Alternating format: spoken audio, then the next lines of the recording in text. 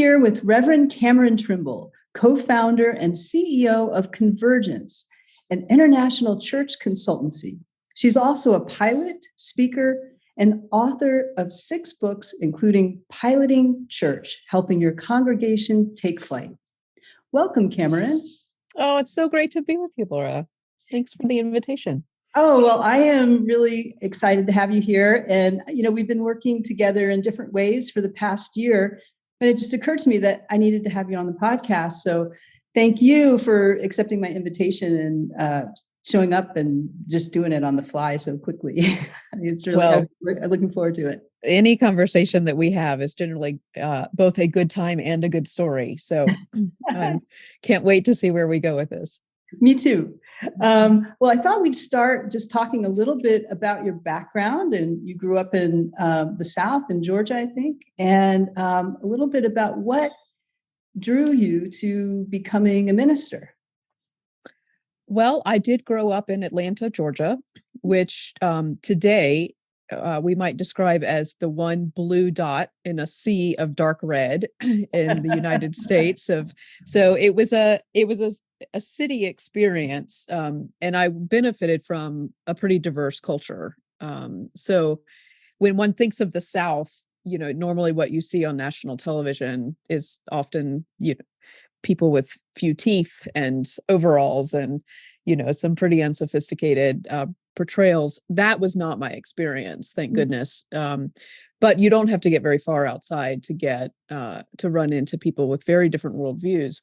So that was a really wonderful gift for me because I began to, at a very young age, be concerned about what about the harm that people were experiencing as part of being in communities and, as part of the culture, sort of the systemic harm that we were causing each other. And the other day I was going through boxes of pictures and I came across a picture of my old bedroom, like when I was a young person. And, I laughed at myself because I thought, normally you would have a room that has posters of, the latest teen idols or, pop culture icons or something, right? I had pictures in my room of like starving children and endangered animals and poisoned rivers, so there's something about me that was wired from the very beginning to be concerned about that. And I didn't have to go very far to see that, in my own lived experience. So I happened to, as a teenager, you're trying to figure out who you want to be in the world. And I became convinced that one of the ways I could make the world a better place was by serving as a minister in the Christian church. And so I started that formation in the United Methodist Church and served in 2 congregations in the United Methodist Church, and then transferred into the United Church of Christ, which is one of the most progressive, theologically progressive denominations in the United States. And it has been a wonderful home for me. Mm-hmm. And now my work today, I work with congregations of all stripes. So not just in a particular denomination, but across many Christian different traditions and across interfaiths and multi-faith spaces. So I should also add one other thing. I have always needed a way to pay for that church habit. So I've also worked in for-profit spaces. So you may hear in some of my storytelling some of the stories from those experiences as well. Yeah, you have a very diverse and prolific, in a way, work history and sort of life history, already. You've done so many things. And probably many things that I don't know anything about. So you'll have to educate me. And just so when you said, you started out in the Methodist church denomination of the Protestant church. So was that how you were raised? Were you raised a Methodist or?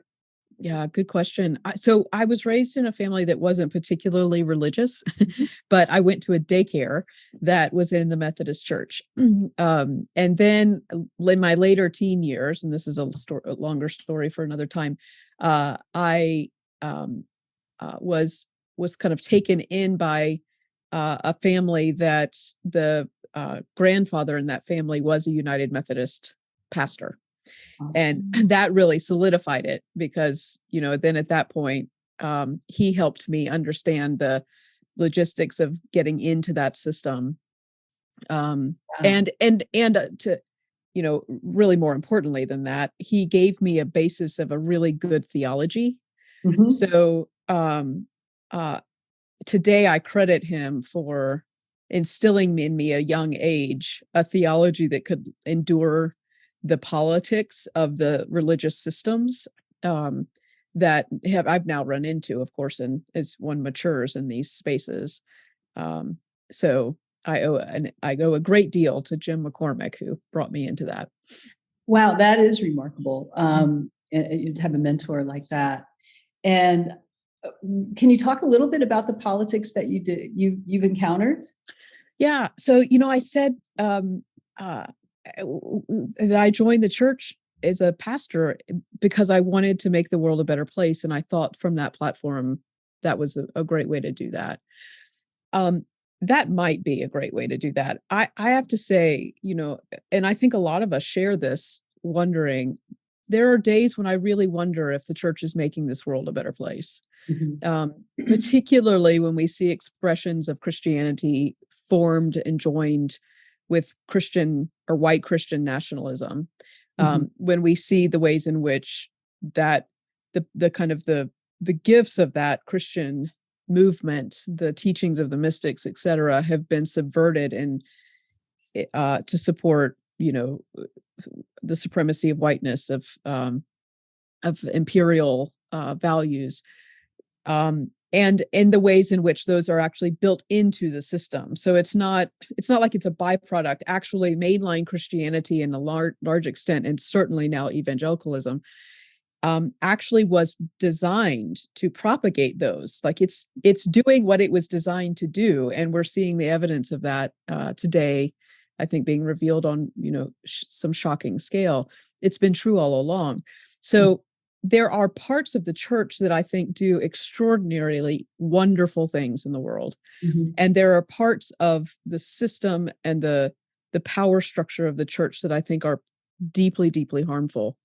And I think we're at a pivot point right now of needing to decide if Christianity as a broad expression, as a faith movement, is in fact useful in making this world a more just and generous place, or if in fact the most faithful thing to do is to try to deconstruct it as quickly as possible so that something more adaptable to this age of the globalized culture and radical inclusion that we really need to see, something could come in its place that would have the echoes and maybe the pure intention of the Christian story, the Christian teaching, almost a stripping back to the early church as it once was.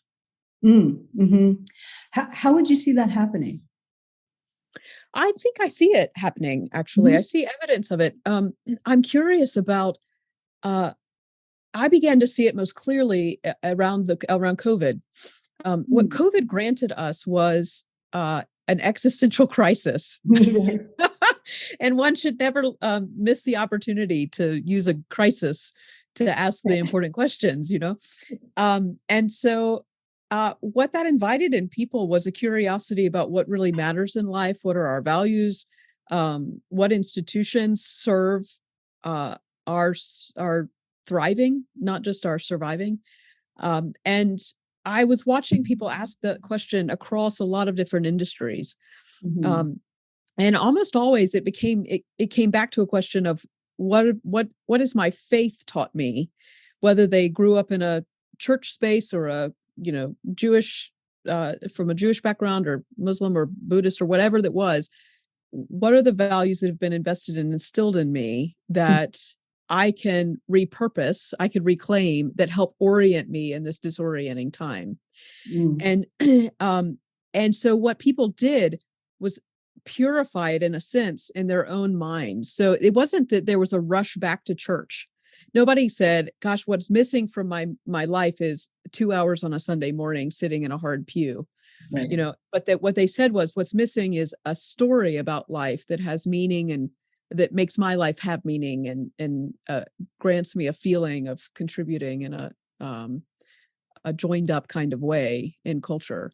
So that kind of simplifying, I think, then drove a lot of us into reclaiming the beautiful teachings of the mystics, for example. So there was a real growth in teachers who had competency in that space and content that was available online for people to access. So we saw in measurable ways an increased interest in that, and then also a marriage of justice work, but married to a theology, a story about how life should be. That is a more compelling story than how life is today. I think that gives us every reason to be hopeful about what is a possible future for us together with religion that has found a way to move from being organized religion to organizing religion. That's moving from this institutional, cemented in place, hardcore stuff, to more of a relational, collaborative, gentle, kind, compassionate theology. We sound like you're talking about Jesus's teachings. Get out. Sorry, but like it sounds, that beautiful, what the church, what Christianity has always offered, which is compassion and kindness.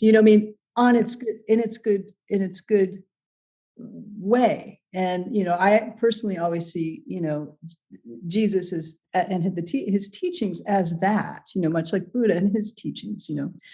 Now, one of the things that so I'm not Catholic, which is what I'm about to bring up, is I've known many Catholic and worked with many Catholic nuns and priests, and it's like there are these two sides to it. And I think this may be a metaphor for all religions, but certainly Christianity, where there's that inculcated sort of, structured, hierarchical, patriarchal, thing. And, where shame is used a lot, and guilt. And then there's this other part that's just brilliant, where I've never met, if you want the greatest activists in the world, the Catholic nuns, and priests, they are the most intense and dedicated, so there's this other side to it. And I think the sides, there's always some, stuff going on, not competition, but there's butting heads, right? So to your point, this idea of a pivot point, that we really are at this place of, tell me if I'm wrong, but will religions as we know them survive? Or will Christianity, how will it evolve into something that is serving communities and the whole community, and that's inclusive? And I think, and that's what, to your point, because you've made that point. Yeah. And I'm excited by that. And I think your work is all about, your consultancy work is all about helping churches do that. That is true. And over time, I've been at this almost 25 years now, which is hard. It's sort of shocking to realize. When I first began that work, the imagination in the systems was it was just beginning to dawn on these systems that they were declining, and that people weren't connecting in and weren't staying in the same ways that they had in previous generations. And so there was a lot of emphasis on, how do we fix the structure, or how do we get the charismatic leader, or, what's the shiny object that's going to solve this problem for us? I've really undergone a pretty significant shift in that I believe that there are many actually local communities who have exactly the right balance of nurturing or of creating the conditions for spiritual maturation in a person. One of my colleagues, Brian McLaren, talks about congregations as schools of love. You know, at their best, they're schools where you go to become a more loving person, a more kind and compassionate person, where you learn the practices and the ways in which that happens in the human soul. But I've also, through this work, discovered there are a whole lot of places where that is not true, where they are really a pretty closed-minded, closed group of people whose ultimate commitment is to maintaining their institution insofar as it's there to perform their funerals. And that's fine. It's just, don't call it a church, you know? So my sense of the work that I do now is to come alongside organizations, and particularly individuals who are in that kind of spiritually curious, willing to be vulnerable and lean in fully into the development of themselves as leaders, as guides, as storytellers, as wisdom bearers, because I've come to understand that our leadership, what we ultimately create in the world through our actions, through our imagination, through our energy, our life force, is a byproduct of the internal deepening that we have each done within ourselves. So I'm looking for those people and those spaces, and I find them often in the Christian tradition, which, you know, again, gives me great hope.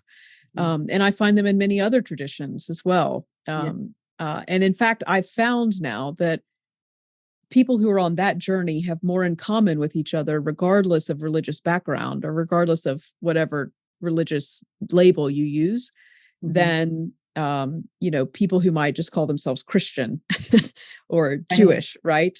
It's those who have a particular intuition about the ways in which the world is unfolding, and we as sacred beings are becoming. We have more in common with each other, even if we don't have the same faith background. That's right. Than some of those who are, you know, more tied to the power of institution. Right. And it tends to be more culturally focused, you know, or group focused, you know, I'm, you know, white, you know, whatever it is, or if someone's Jewish or, you know, Islam.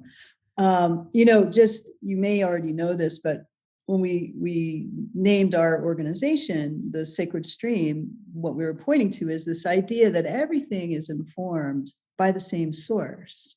And that source, when these things take form, like religions, they may be like grasses, and some grow to be trees, and some grow to be flowers, but we're all informed by the same source. And so that is, it seems like, the thing we're moving towards seeing and understanding. And to quote the Dalai Lama, you know, he says, "Stop converting each other. Yeah. You have a perfectly fine religion. It has, you know, understand that. Don't convert." That's right. Share, you know. Yeah. Why don't you try actually practicing your own faith? Yeah. Yeah. Then we can talk about it. See the similarities, right? In good and healthy ways. Yes. Yeah. I had a seminary professor who was a Hindu, and he walks into class one day and he has a window pane, you know, which was eye-catching when you see he's just walking with a window, and he holds it up, and there's this awkward 30-second silence, and he says, "The whole point of all of your seminary education, the whole point of all the teaching is not the particular pain through which you are looking, but what is beyond that pain." He was trying to help us, you know, expand our vision to what you're saying, that all of life is sourced by a source, that, you know, whose particular expressions we each interpret through our own lenses, but that there is a common source that unites us all. Exactly. But that's a beautiful metaphor for that. Well, you know, I'm curious. I was talking with my stepfather, who was he goes to church regularly, and he's friends with his minister. And he said, you know, he was a little bit his grandkids aren't so into it, and his kids don't go so much anymore. And he said that his friend who's a minister said, yeah, we're having trouble like populating, services. And so I don't know if you've heard of this thing, but they're getting more creative with events that they'll do. So rather than it being like a Sunday service, it might be like a dinner or something like that. Are you familiar with that? Oh, yeah. Yeah, that's happening a lot. And to some extent, that's wonderful because, I've been curious about particularly Protestantism's obsession with this Sunday morning experience as being the only legitimate time, one can encounter the sacred. Right. So, and I think that's been to the detriment of, realizing that in Christianity, but again, true of all of our faith traditions, it's a way of life. Mm-hmm. It's a patterning of how we spend our days. So to compartmentalize it, really does a tremendous disservice and injustice, not just to the richness of the faith, but to the humans, each of us who are a part of it, and to the culture we create together. So this expansion of, I call them new front doors, the dinners, the parties, the justice events, the community service outreach opportunities, all of these things. I celebrate those insofar as they're inviting us all into a more honest community experience with one another, where the realness and rawness of who we are as humans is welcomed into that space in a way that is protected and honored, rather than what has so often been performative and transactional. So, ultimately, it's not the methodologies that we're using to connect with each other. It's actually the essence, the quality of the sacred trust that gets curated between and among us as we do whatever it is we're doing, whether it's having a meal together or serving in our communities, or whatever that is. I think what we all long for are places where we can go and be seen and be real in all of our imperfections, and to not have that turned against us, or weaponized against us, or be excluded in some way because we admit our humanity. And in a lot of these spaces, that's exactly what we've done to people. And that has created many of the crises that we now see coming across our television screens, because we've refused to be real with each other, hold each other in loving kindness, and to walk with each other into our wholeness. Really well said. Well, you have been, you've been a minister for 25 years at least. Yep, more than that, but yes. Okay, longer. So you have seen a real evolution. You've seen the changes that have occurred in the Christian church, in different denominations, even. More women ministers, inclusion of LGBTQ people, and as you said, more interest in social justice and environmental things. Can you talk a little bit about the changes you've seen over the years? I can, and I can wonder about why those changes have come about. And so I'll give you my optimistic and my pessimistic reading on what we're seeing here. But when I began in ministry, I began, as I said, in the United Methodist Church, and the Methodist Church was not, and is actually only now, it's in months ago, reconciled itself with LGBTQ ministers in their midst. And so when I was coming into this space, I was the inheritor of women who had come before me, who had been the first to be ordained into their conference, or the first woman pastor of their church, right? So I benefited from their trailblazing into that space. So for me, honestly, within the church politic, being a woman was not a challenge in that space because more and more women were flooding into that. Now, my maybe I'll say my snarky self would say that's in part because there were fewer and fewer well-paying jobs. And Right. so women were getting promoted into positions that had lower salaries, Mm. and being provided more opportunities there because, they could be commoditized that way. Now, of course, that's not across the board, but it happened at scale that needs acknowledgement. Mhm. What got me in the Methodist Church was I married a woman, and Uh-huh. that was, just not okay.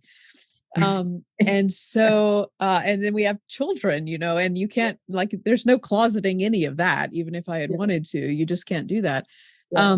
And uh, so I realized there are some people who felt that they were called to stay in that system, Mhm. in systems like it as a um, conscientious objector, as somebody to fight from inside. I Mm. did not have that same um, calling. So one of my mottos of life is you can always have your way if you have enough ways. Mhm. And Mhm. and in that case I was really dumbfounded as to what to do. So I thought in my final year of seminary, I Yeah. thought I was actually had come all this way and would be leaving Mhm. seminary, and then leaving the church because I didn't think there was a place for me in those systems. And I needed 1.5 hours to graduate with my Master's of Divinity, and Yeah. the only course offered was UCC History and Polity. Mm. So I had never even heard of the United Church of Christ. This was not a thing in the South. It's a huge thing in the Northeast and in other parts of the country. But I mean, there were literally, I think, like 32 UCC churches in the whole Southeast. Wow. So I had not heard of this wonderful tribe. I come out of that class having been hired to run church development for this 6-state region, and then very quickly moved up through the ranks of the UCC to do work that has been wonderful, and a wonderful gift for me. So I found a different way of expressing ministry that didn't ask me to diminish the totality of who I was or to hide any part of me.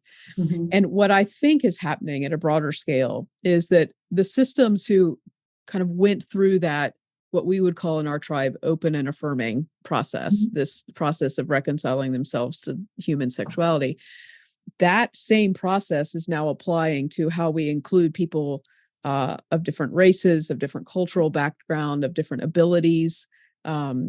So if you were a tribe that was willing to face into the wrestling of, are we going to give up some of our patriarchal power in service of diversity and inclusion, Mhm. then that muscle got built and is still active today in our systems in a way that I think is very hopeful. Mm. If you were a part of a tribe that resisted that, the entrenchment at this point is killing the systems. It's what we're seeing with the Southern Baptists, what Right. we're seeing with the Methodists. To some extent, we saw this a little bit with the Presbyterians. So it's really it's become a question about boundaries: who's included, who's in, who's out, and how is power flowing in these systems, um, as to who gets to count. Yeah. And so are you seeing, I'm hearing that maybe some of the denominations like the Baptists and some of the Methodists may not be as inclusive as some of these other churches. That would be true, I think, at the national levels of Mhm. those systems. Now, Yeah. the Methodists have really gone through a reckoning, and we're just at the beginning of the fallout of that, or maybe the fall in. We haven't decided how that's going to flow yet, but Right. um, uh, but at the individual level, congregations are communities of people who have their own imagination about the boundaries of inclusion within those spaces. Mhm. So when I talk about the Southern Baptist Church, I have to be careful to say, as a whole, the body does not necessarily widely embrace the leadership of women. definitely not inclusive of LGBTQ people, all not particularly great on race, though none of our traditions, or very few of our traditions who have been historically white are. Um, but there may be, and there are outliers within those traditions, right, who model a different way of being. And in the Methodist Church, they've now just split. And so there's a new denomination that has split off of conservative congregations who do not see as their calling the affirmation of human sexuality along the scale that it can exist. And then the United Methodist Church, which has now voted to take forward a more open stance around inclusion in their clergy.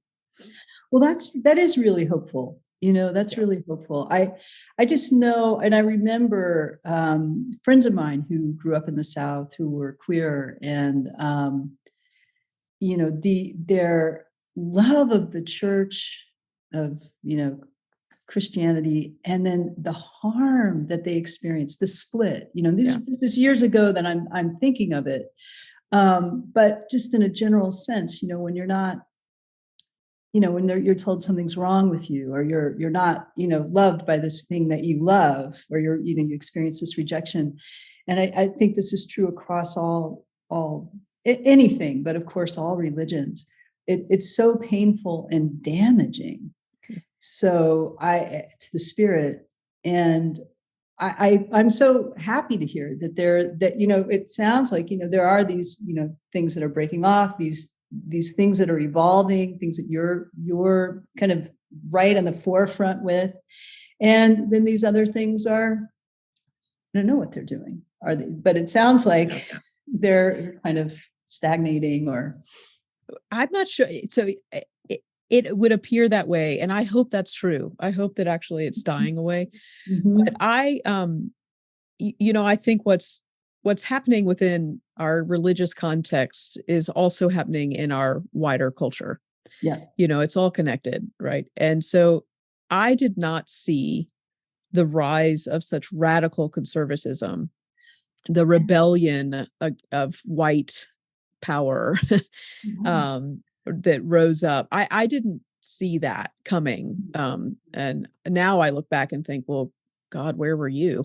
How could you have missed this? But so I hope, literally to God, that that in fact these systems, which are built on deeply oppressive and abusive power structures, who promote theologies that are wildly harmful to human beings and to our collective thriving, I hope those systems are no longer being fed, and therefore will soon die. Yeah. And I worry that, in fact, they may be mutating, that they may, in fact, be changing in a way that could be indeed ever more harmful. And I offer that observation not as an invitation for all of us to panic and throw in the towel, but as a calling for wisdom bearers, for storytellers, for creatives to come forward, because I think the antidote to that kind of story that they're weaving, based in fear and hate and tribalism and exclusion, the antidote to that are stories of hope, and stories of an aspirational future where our best days are ahead. And so it's not make America great again, it's let's keep moving forward, and make this world a more inclusive and wholesome place. Yeah, so well said. And I kind of, the way I've been trying to hang on in these times, is with that hopefulness, and that idea that as horrible as things can be in the moments, we're dealing with a massive shootings now. We just had one at an Iowa church yesterday. And the hate that arises from that, and the imbalance that's going on in the culture, and the politics that have allowed it to continue, and the greed that allows it to continue. It's part of a revealing. I kept thinking, how are we still here? Like that shooting has to change things, or that, killing of an African-American man, Yep. unjustly by a police officer has to change things. And so cumulatively, it still hasn't, but I feel like it's like we're having to see the whole ugly thing in its undeniable state. And that is part of what gets it over to the place of change, and it's at a terrible cost. But the hope is that when we look back, because like me, I'm going, how much longer?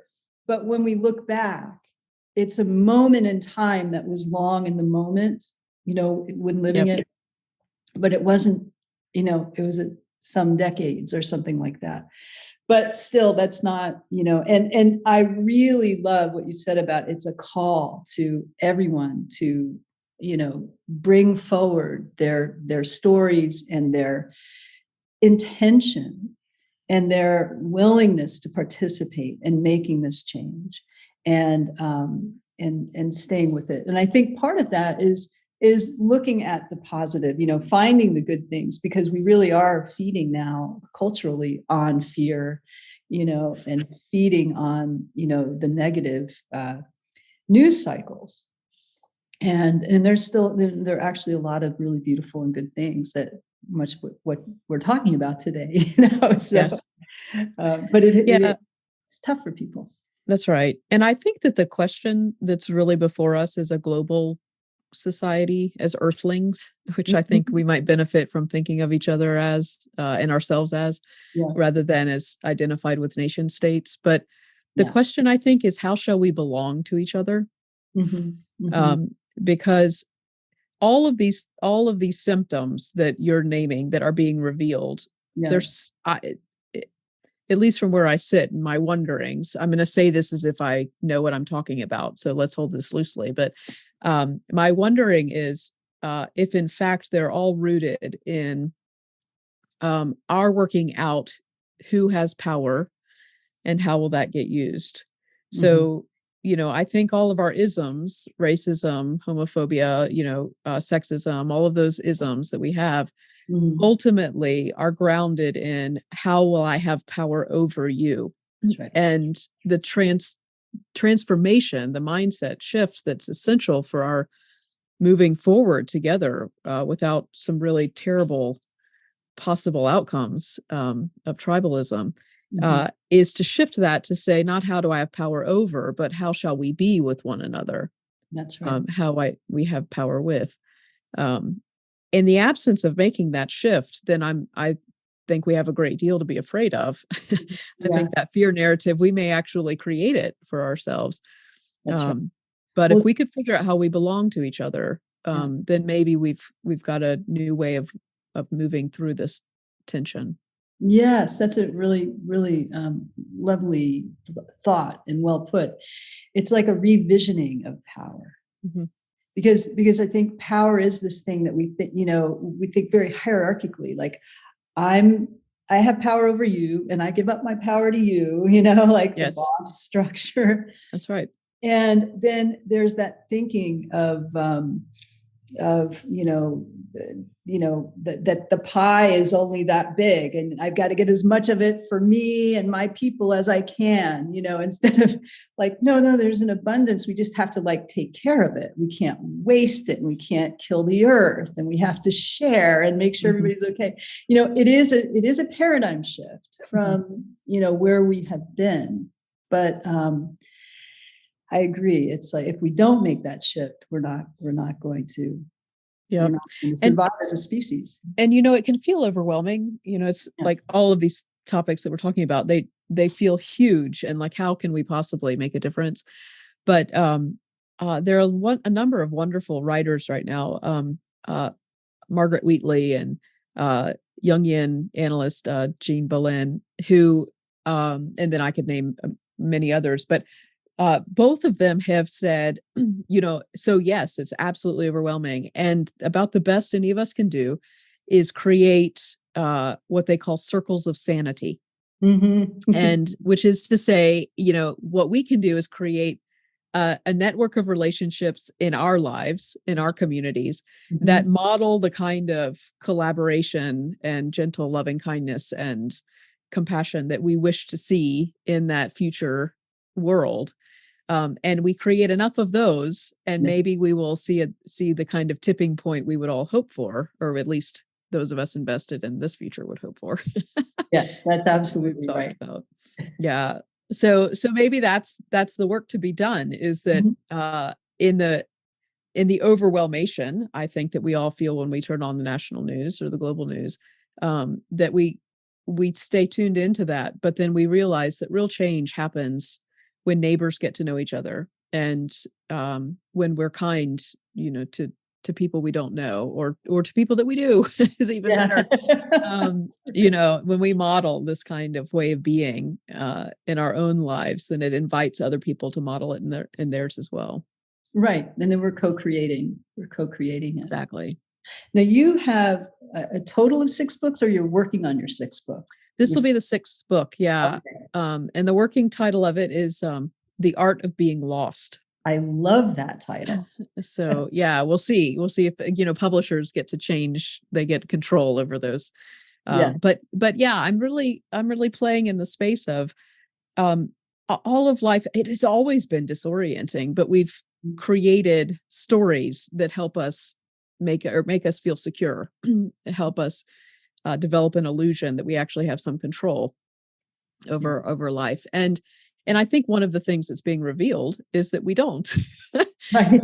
that is in fact an illusion. And right. So, and I think actually it's one of the great gifts that Buddhism offers to the world, is a way, as a mindfulness about how to exist in that kind of what could be a very anxious way of being in the world. Mm-hmm. But how to find one's orientation in a world that promises accompaniment. Will never be alone, but it doesn't promise a lack of suffering, or that bad things don't happen. So how do we find our way? The art of being lost. Yeah. Well, and you're pointing to the thing that's one of the hardest things, is that place of not knowing, right? Like not knowing, and becoming comfortable there as a way of, I don't know if it's an anecdote, but it's a way of working with, the fact that we have no control over anything. So yes, we have to develop a tolerance for the unknown. Right. So that's a beautiful idea. The art of being. Yes. Yeah. And being at home in the unknown is maybe the subtitle. We've just come up with the subtitle to the book. Yeah. Yeah. Great. Yes. Thanks, Laura. Thanks for that. Anytime. Yeah. It's one of my favorite things. Titles and what do you call those things? Lost the day. When you have a business and then you have the tagline. Taglines. I love taglines. Do you love taglines? I love creating taglines. Said no one ever. It's my thing. Yo, Laura likes taglines. That makes her even more amazing. Call me anytime. Yeah, you're now on my list. Great. And when do you expect the book to be finished? Or well, I've got 2 coming out. I've got one coming out the end of this month, actually, and then another one coming out in August, and then this one should be have finished the writing this fall. Yeah. And then the publishing process, takes a shocking amount of time. Yes. So who knows really when it will come out, but I would anticipate 2023. Okay. Wow. Well, that's amazing. You have 2 other books coming out. What are those? Well, so I write what I call an almost daily meditation, and that's at pilotingfaith.org, that people can sign up for that. And so one of the books is actually just a compilation of that, of those, but placed in conversation with each other, where really what I was trying to work out in myself, which is why I write. I'm trying to figure out what I think, and then I share it with others in the hopes that it helps them find language that they might benefit from. But I'm trying to work out really, what does it mean to be interdependent, and to really understand that connection and that the oneness that feels truer for me when I hold that in myself, or I hold that worldview or that way of viewing life in myself. What does that mean? What does that grant us when we begin to see the interdependence of all of life, in the ways in which we're not just connected, but we're connected to all that is, and kind of when it really dawns on you, it that phrase I think we use too much, it blows your mind. It really does. It really does blow your mind when when it finally clicks for us, or for at least for me, it did. Nothing is the same once you finally grasp that. And with that in place, then the anxieties that one carries, that we're taught to carry, they just evaporate, and new questions emerge that are better questions, I think, for the human soul to ponder. So that's what I do for fun. That sounds like fun to me. And I need a life. Where can people get your books? Amazon. Okay. I loathe to admit it, but that's probably the easiest place. And your website, pilotingfaith.org. Yeah. Or you can go to CameronTrimble.com and you get all the things, but yes. Great. Well, and you brought up that you are a pilot, and I can't believe we haven't even talked about that yet. I know. Because it's amazing. I like to work in it. You talk about that time when both the engines went out in your plane. I don't know if you may have another story you want to tell, but that blew my mind. Well, I'll tell a different story, because based on what we've been talking about kind of the challenge of these times, and how do we be in the midst of it all. So I've been a pilot for a long, long time, and it's been one of the greatest teachers aviation has for me in learning about my own self, or learning about leadership. It's been a wonderful gift. So I began to study formation flying. And in formation flying, you're flying like 2 feet from each other, from another plane, right? And you don't want to make a mistake, and you don't want the wind to push you into the other plane, right? So when you get up into the air, generally, what the wind gusts are and wind direction, et cetera, but you're always going to hit moments of turbulence where, unanticipated wind comes your way, or you're going to hit an air pocket or something. And the impulse of most pilots, of most humans, is when you're flying at high speeds and there's so much at stake, is that you grip the yoke really, really tightly, because you want to control the airplane so that you don't end up, creating a crash. As it turns out, what you learn very quickly in formation flying is that the greater the level of turbulence, the lighter you should grip the yoke. Wow. And so you fly loose, is what we call it. You fly actually with your fingertips on the yoke, rather than actually gripping it with your full hand, because the airplane is designed to fly. It's designed to accommodate the wind as it comes, and it makes the adjustments needed in order to stay in safe flight. So when I grip the yoke, I'm actually lessening the aerodynamics of the airplane. I'm removing its ability, or diminishing its ability to safely be in the air with this other plane so closely next to me. So it's a good metaphor, I think, for life, that, when anxiety comes, when things feel like there's a great deal at stake, that maybe we fly loose, that instead of clamping down, of closing in, of, of trying to control. We actually open up. We let it expand. We trust that, we're being carried and guided by forces that are out for our own good. Yes, what a beautiful metaphor. Is that going in the new book? I don't know. Quite possibly. Yeah. Yeah.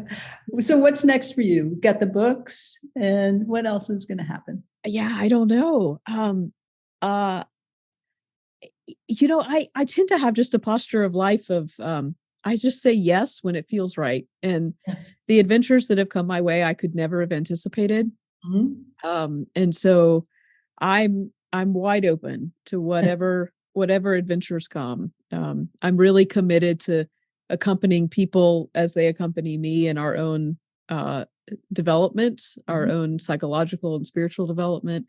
So I do a lot of coaching work in that space, and find that mutually beneficial. I learn so much from the people that I work with. Yeah. And I do, I love to teach and write and create businesses and fly airplanes. That's kind of my gig. That's great. That's great. Well, I'm so happy you took my invitation and that we made it happen. And I look forward to chatting with you again soon and working with you again soon. And thank you for being you and for being on the podcast. Laura, it's been such an honor. Thank you so much. Thank you.